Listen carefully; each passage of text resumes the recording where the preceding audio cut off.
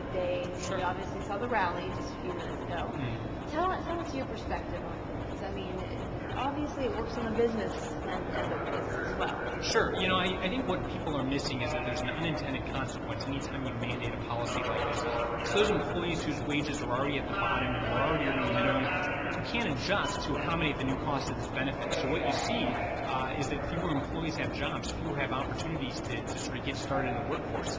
In fact, that's exactly what we saw in San Francisco. 30% of employees working at the bottom at the lowest wages reported fewer hours and fewer job opportunities, layoffs following that city's paid sick leave mandate. I think we need to be worried that something similar could happen in the state of Connecticut. So this is almost reverse that. They're getting fewer hours because maybe these businesses can't afford to give them as many hours? That's exactly the case. See, businesses that are going to be impacted like this, like a restaurant or a grocery store, they have profit margins that are really narrow. That means they're taking home just a few cents for every dollar. And so any mandated increase in labor costs really forces difficult decisions. And sometimes that means sort of doing more with less, and maybe it means automating positions that used to be done by people. Everyone can sort of knows that bagging their own groceries now. I mean, these are things that we used to pay people to do, but as labor costs rise, these marginal employees find it harder and harder to find a job and to find a way to get experience. And I don't think this is a good thing for Connecticut workers, which may seem counterintuitive, but I really think that's what the research shows.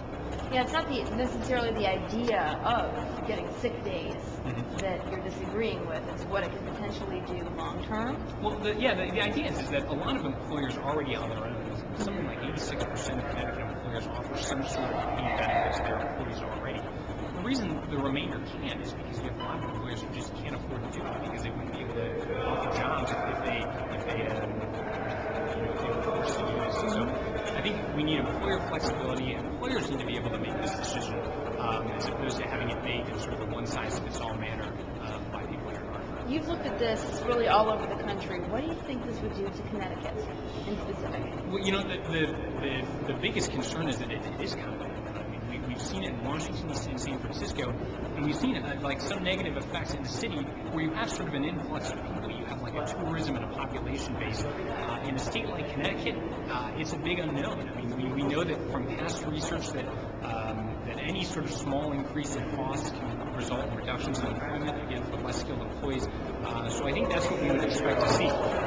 People may look at the overall trend and say, well, look, employment is still going up, and the important thing is to look at the employment for those people who are most impacted, whose wages can't adjust to accommodate the cost of this.